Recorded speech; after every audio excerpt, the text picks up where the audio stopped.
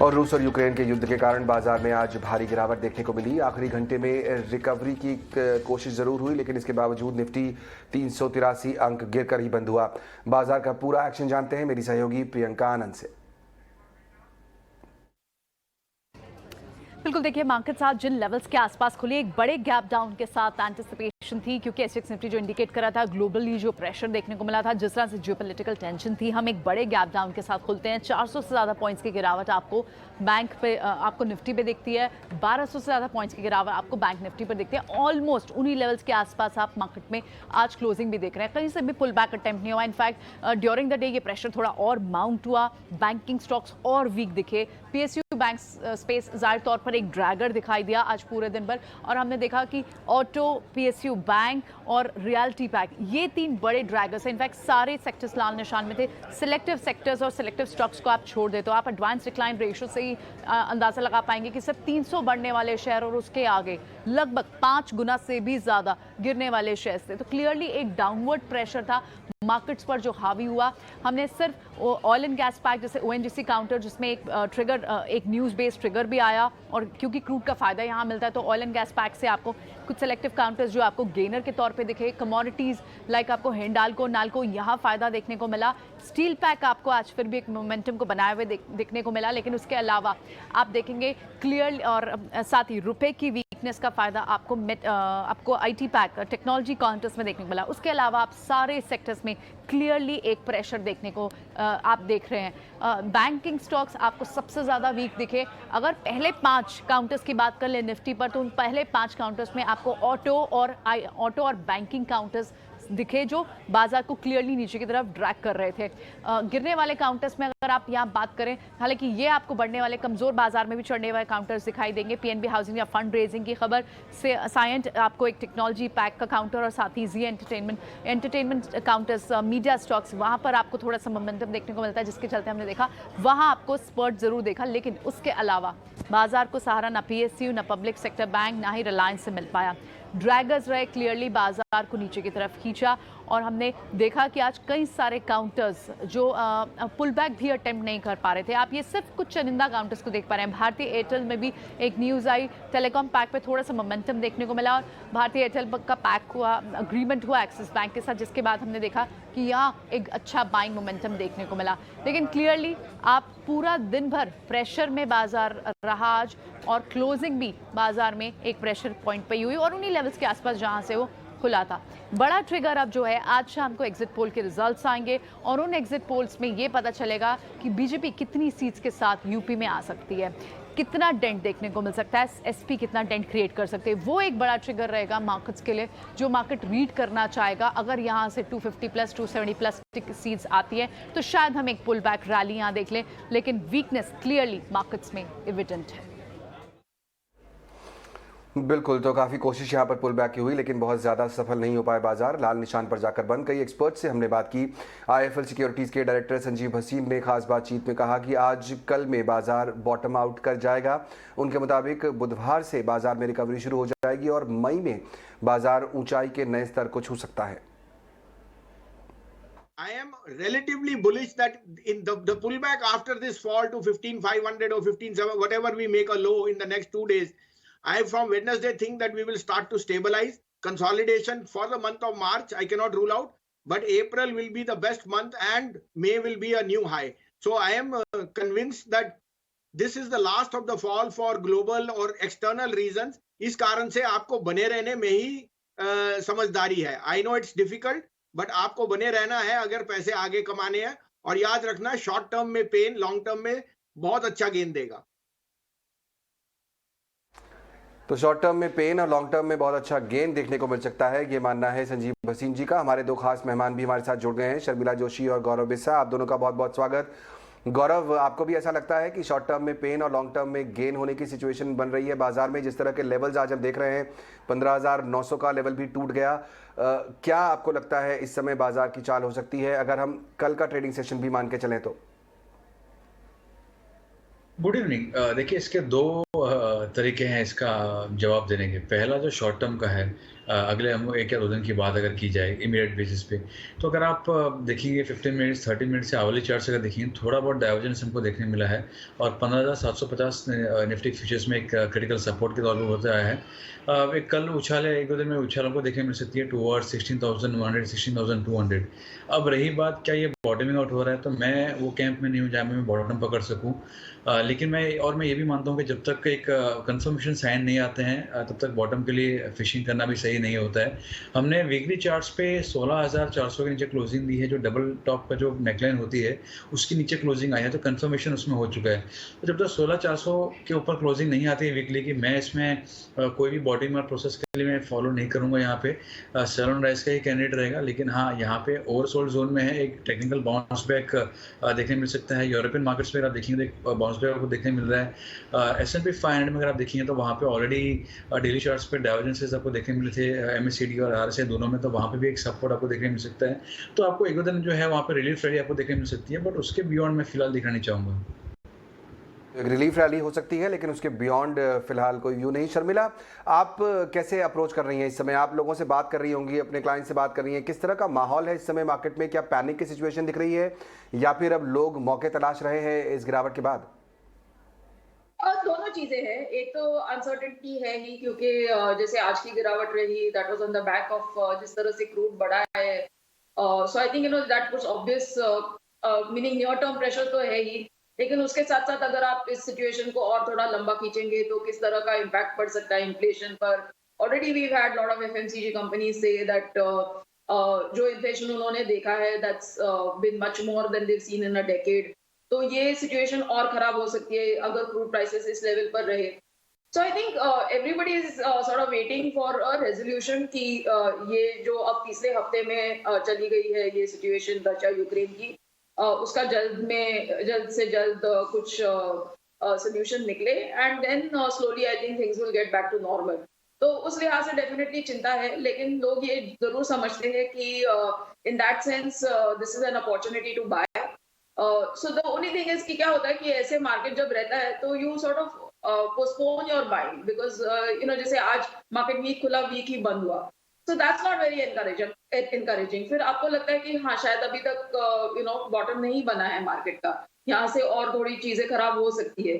So it makes sense to wait. So that's what I have done. I think maybe last week थोड़ी buying की थी at around 16,600 500 sort of level of Nifty, but now I am waiting, because मुझे लगता है कि अगर 15,800 आया है तो it's not going to go up in a Hari.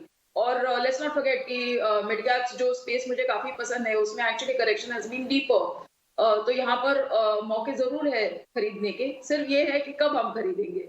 So sort of your waiting it out and seeing कि स्टैगरिंग योर बाय। करेक्ट, बिल्कुल। तो वेट करना भी एक स्ट्रैटेजी है, इस पर भी आप फोकस कर सकते हैं। डिपेंड करता है आपका जो रिस्क लेने का एपेटाइट है वो कितना है। लेकिन अगर आपको बाजार में उतरना है और लेना है तो कौन से स्टॉक्स पर फोकस करना चाहिए? मैं स्टेप बाय स्टेप बाजार को 2 हिस्सों में आज डिवाइड करूंगा और आप दोनों से ही चर्चा करूंगा। एक स्पेस ऐसा था जहां हमने देखा कि काफ़ी ज़्यादा रैली देखने को मिली जाहिर तौर पर क्योंकि क्रूड चल रहा है। गौरव, मैं आपसे जानना चाहूँगा ONGC के चार्ट्स क्या बताते हैं आपको? ONGC ऐसा स्टॉक जो है एक दिन में 13-14% चल जाता है, उसके बाद जाहिर तौर पर कच्चे तेल में जो तेज़ी आई है उससे सपोर्ट मिला ही है, लेकिन क्या आपको लगता है जिन तरह के लेवल्स आज ONGC ने दिखाए हैं यहाँ से ये रैली जारी रहेगी या फिर अब जिसके पास मुनाफा है वो निकल ले और किसी और स्पेस में फोकस करे? देखिए, अगर आप ONGC के डेली चार्ट्स अगर देखेंगे तो यहाँ पे cup and handle pattern formation हुआ है जो एक कंटिन्यूएशन पैटर्न है। उसके इमीडिएट टारगेट्स जो है वो आगे होगी। ब्रेकआउट जो था वो तकरीबन 174-175 का था और स्टॉक ने तकरीबन 190 का एक अपसाइड दिखाया था। तो 9% का अपसाइड ब्रेकआउट से ऑलरेडी देखने मिल चुका है, तो ये और थोड़े 195 तक जा सकता है। तो अगर किसी के पास ऑलरेडी लिया हुआ है तो कल एक बार प्रॉफिट बुकिंग के मौके ढूंढिए इसमें।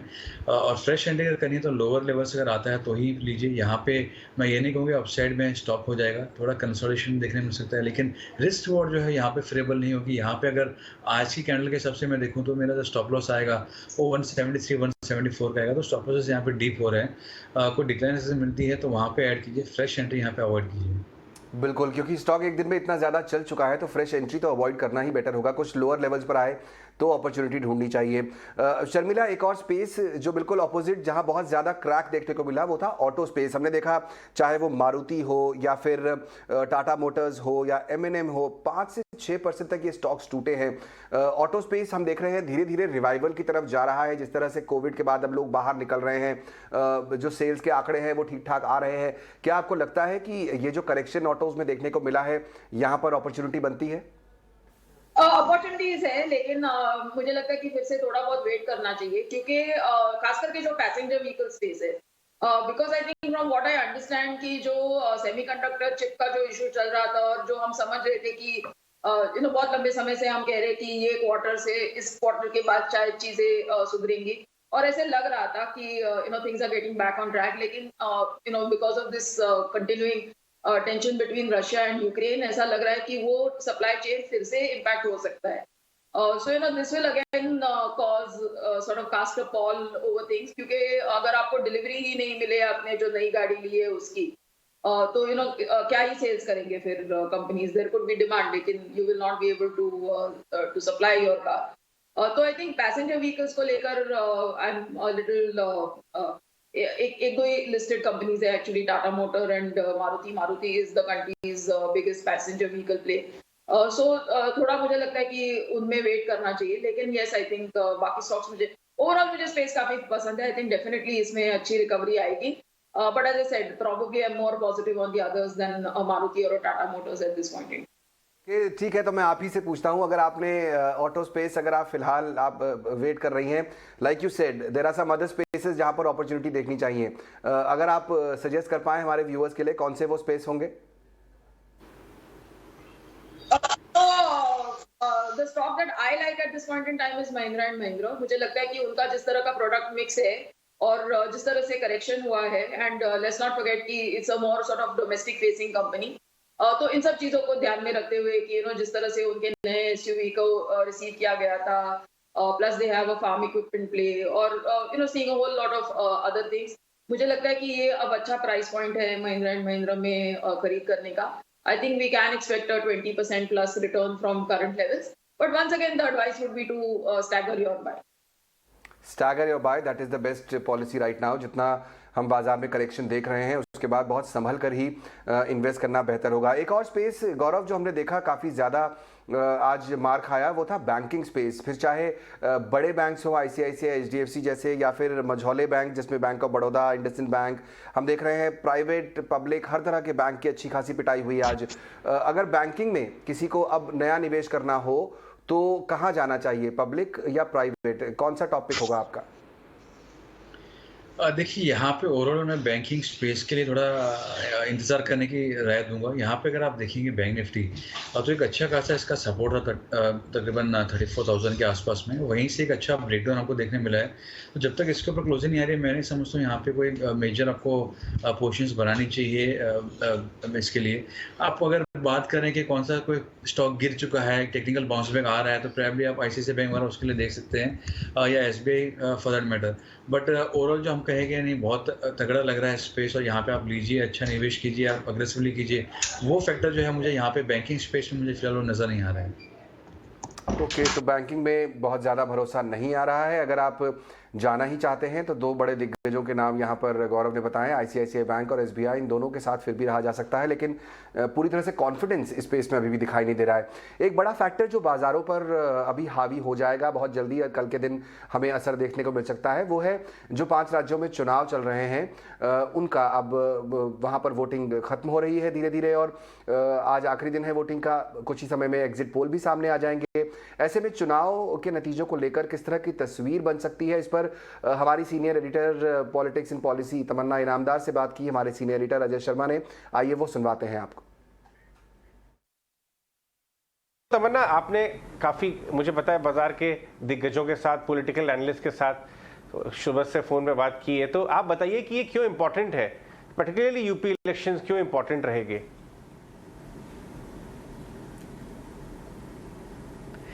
अजय, उत्तर प्रदेश हमेशा से बहुत ही एक ज़रूरी स्टेट इलेक्शन रहता है क्योंकि दिल्ली का रास्ता यूपी से ही नापा जाता है और इसे एक सेमीफाइनल के रूप में देखा जा रहा है। सबसे बड़ा राज्य है, सबसे ज़्यादा सीट इसमें से जाते हैं लोकसभा में, सबसे ज़्यादा एमपी जाते हैं एक राज्य से, तो वो उत्तर प्रदेश है। यानी अगर कोई जनरल इलेक्शन जीतना चाहता है तो यूपी पर काबू होना बहुत बहुत ज़रूरी है और ये हमने देखा था 2014 के पहले भी। 2017 में एक शानदार तरीके से बीजेपी को फिर से जीत प्राप्त हुई थी, इसलिए इस बार देखा जाएगा कि क्या 2022 में वही मैजिक फिर से दिखेगा या नहीं और उससे शायद एक हिंट मिल जाए कि 2024 की लड़ाई कैसे होने जा रही है। तो एक बड़े पिक्चर में ये कारण है कि सब यूपी को इतना क्लोजली क्यों वॉच कर रहे हैं। इस बार ये ज़्यादा कोट अनकोट एक्साइटिंग हो गया है क्योंकि ये मैच जो सोच रहे थे लोग पहले उससे थोड़ी सी क्लोज नज़र आ रही है। अब तक के जो ओपिनियन पोल वगैरह है उसके अनुसार एक तरफ योगी जी हैं जो इस वक्त मुख्यमंत्री है उत्तर प्रदेश के, उनके लिए एक बड़ी चुनौती है राजनीतिक तौर पर कि क्या उनके नेतृत्व के बाद फिर से जनता बीजेपी को वोट देती है, वापस लाती है, कितने बड़े मार्जिन में वापस लाती है।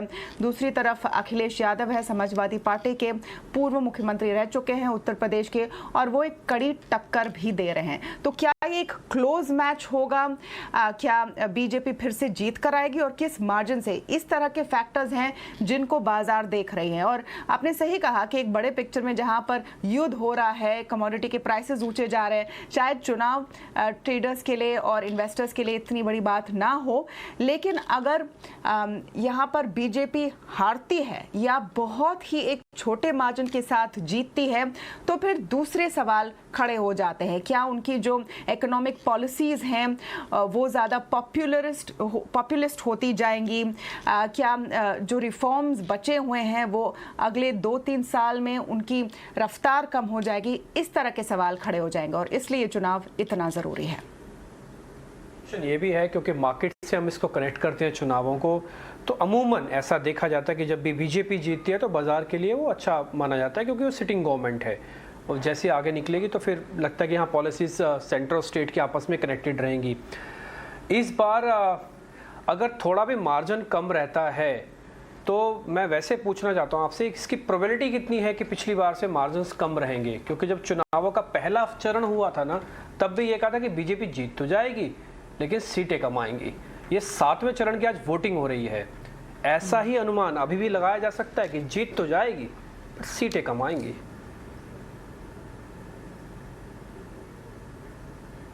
ये 7वां चरण बहुत ही ज़रूरी बनते जा रहा है। पूर्वांचल इलाके का जो ये फेज़ है, 54 सीटें इसमें हैं और ये इसलिए ज़रूरी है क्योंकि 2017 के पहले ये समाजवादी पार्टी का स्ट्रॉन्ग होल्ड गढ़ माना जाता था, उनकी पकड़ बहुत ज़ोर की थी। 2017 में ये कहानी बदल गई, तब एक मोदी वेव बना हुआ था। आपको याद होगा डीमोनेटाइजेशन का लोग देखना चाह रहे थे कि क्या असर होगा उत्तर प्रदेश के चुनाव में। पॉलिटिकली राजनीतिक तौर पर बहुत अच्छा एक इम्पैक्ट हुआ था बीजेपी के लिए। तो इन 54 सीटों में से बीजेपी और अपना दल जो उनके सहयोगी दल है 32 उनके पास आ गई थी, समाजवादी पार्टी के पास सिर्फ 11 आ गई थी। अब इस बार पूर्वांचल में क्या होता है, इसलिए आज की टक्कर 7वां चरण भी बहुत ज़रूरी है क्योंकि यहाँ पर समाजवादी पार्टी अपने खोई हुई जो ज़मीन है उसको वापस लेने की कोशिश करेगी। जो एलाइज है दोनों तरफ के, अपना दल हो या दूसरे जो एलाइज है समाजवादी पार्टी के, उनके भी परफॉर्मेंस पर ये निर्भर होगा कि क्या होगा। लेकिन चूंकि हम 7वें चरण में आकर अभी भी ये सवाल पूछ रहे हैं कि क्या कोई क्लियर विंड है, क्या क्लियर वेव है, इसका निष्कर्ष आप यही निकाल सकते हैं कि कोई भी एनालिस्ट आज की डेट में ये प्रिडिक्ट करने को तैयार नहीं है कि एक साइड बहुत आसानी से जीत जाएगी। यानी 10 तारीख को बहुत ही रोमांचक रहेगा, काफ़ी इसमें सस्पेंस रहेगा और आमतौर पर बाजार को सस्पेंस पसंद नहीं आता। बिल्कुल, आमतौर पर बाजार को सस्पेंस पसंद नहीं आता है, लेकिन 10 तारीख तक का इंतजार तो करना ही होगा। जैसा तमन्ना बता रही हैं, कोई भी एनालिस्ट इस समय ये प्रेडिक्ट नहीं करना चाहता है कि क्लियर कट विन किसी पार्टी को मिलेगा या नहीं। ET Now स्वदेश पर हम लगातार आपको अपडेट्स देते रहेंगे। इलेक्शन के भी अब से कुछ समय के बाद यहाँ पर एग्जिट पोल आएगा सामने, जिससे एक अंदाज़ा लगेगा कि किस तरह के नतीजे 10 तारीख को सामने आ सकते हैं। चलिए, हमारे मेहमानों से ये जानने का वक्त आ गया है कि अगर कल शेयर बाजार में हमें ट्रेड करना है, उतरना है, कुछ लेना है या बेचना है, तो वो कौन सा शेयर हो सकता है। वक्त है VIP शेयर का।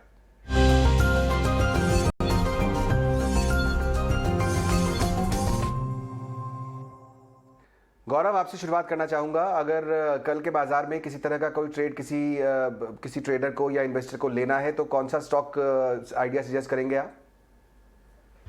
मैं टाटा स्टील के साथ जाना चाहूँगा। यहाँ पे अगर आप ओवरऑल मेटल इंडेक्स का देखेंगे तो एक अच्छा आउट परफॉर्मेंस हमको देखने मिला, और इतनी गिरावट के बाद में भी जो है इंडेक्स अपनी मजबूती पकड़ के रखा हुआ और एक अच्छे कंसोलिडेशन में ट्रेड कर रहा है निफ्टी मेटल इंडेक्स। और उसमें अगर आप देखेंगे तो एक अच्छा ब्रेकआउट हमको देखने मिला, रेंज ब्रेकआउट टाटा स्टील के अंदर। एक दिन का उसमें थोड़ा सा गिरावट देखने मिली, बट ओवरऑल अगर आप देखेंगे प्रीवियस ब्रेकआउट को रीटेस्ट करके ऊपर जा रहा है, तो 1250 के स्टॉप लॉस से बाय किया जा सकता है टाटा स्टील को। उसमें जो लक्ष्य होगा वो 1350 का होगा। ओके, 1350 तक के लक्ष्य के लिए आप यहाँ पर टाटा स्टील में एक बाय कॉल ले सकते हैं। 1250 का स्टॉप लॉस जरूर लगाएं। ध्यान रखें, जो बाजार का इस समय माहौल है, कोई भी ट्रेड लें तो स्टॉप लॉसेस का बहुत स्ट्रिक्टली पालन करें, उसे जरूर फॉलो करें। शर्मिला, आपकी तरफ से कौन सा आइडिया होगा? और शायद मैंने इसके बारे में अभी बात की, that is Mahindra and Mahindra. मुझे लगता है कि वो ऐसे लेवल पे आ गया है कि आप इसमें खरीद कर सकते हैं, and I think we can expect 20% return in the long term from this stock. Okay, तो महिंद्रा एंड महिंद्रा ही आपकी पसंद होगी। चलिए, अच्छी बात है। यहाँ से करीब 20% तक के रिटर्न की उम्मीद की जा सकती है। शानदार ऑटो कंपनी, यहाँ पर अपॉर्चुनिटीज़ भी दिखाई दे रही हैं। तो ये दो आइडियाज़ हमारी तरफ से, हमारे दर्शकों के लिए, हमारे मेहमानों की तरफ से बहुत बहुत शुक्रिया गौरव और शर्मिला, समय निकालकर आज हमारे शो में शामिल होने के लिए। चलिए, कल की तैयारी की पूरी टीम को दीजिए इजाज़त। लेंगे थोड़ा सा ब्रेक, लेकिन आप कहीं मत जाइए कि ब्रेक के बाद लेकर आएंगे आपके लिए कंज्यूमर स्केप।